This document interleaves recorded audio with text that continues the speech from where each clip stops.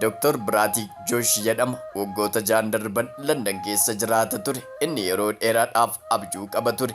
Biyya alaatti boru jiruu gaarii ijaaruuf haadha manaa fi ijoollee isaa sadan xixinnoo kan Hindii keessatti hafan waliin waggaa hedduu karoorfachaa kan ture yoo ta'u, waraqaa fi ulaagaalee barbaachisan guuttachuun obsa hedduu booddee abjuu isaa dhugoomeef.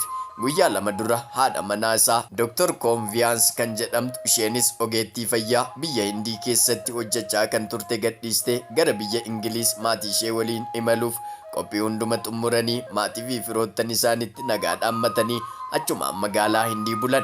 Ganamaarraa shanan isaanii abdii fi gammachuu fi karoora guutamanii xiyyaara Air India lakkoofsa 171 irratti gara London imaluuf yaabbatanii suuraa ofii selfii ka'uun maatii isaaniif erganii jireenya haaraa jalqabuuf imala isaanii gara London deemuuf karaa eegalan.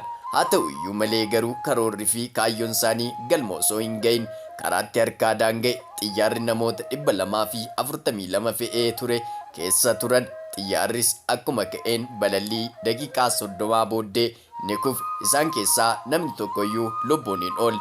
Yeroo gabaabaa keessatti abjuu waggaa guutuu du'atti geeddarame.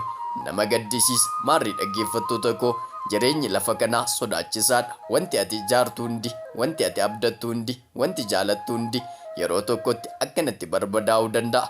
Kanaaf yeroo qabdu keessatti gammachuun jiraadhu. Nama jaaladhu. Waaqayyoon kee abdadhu. Sodaadhaan fuula isaa deddeebi'i. Waaqayyo sinaa eebbisu. Waaqayyo biyya keenya Itoophiyaa yaa eegu. Eebbifamaa. Seenicha seenessuun kan si faana ture ani qaxalee keessaniiftudha. Jalqabarraa kaastanii hamma ammaatti waan na dhaggeeffattaniif kabaji keessan guddaadha. Horaa bulaa deemannaa.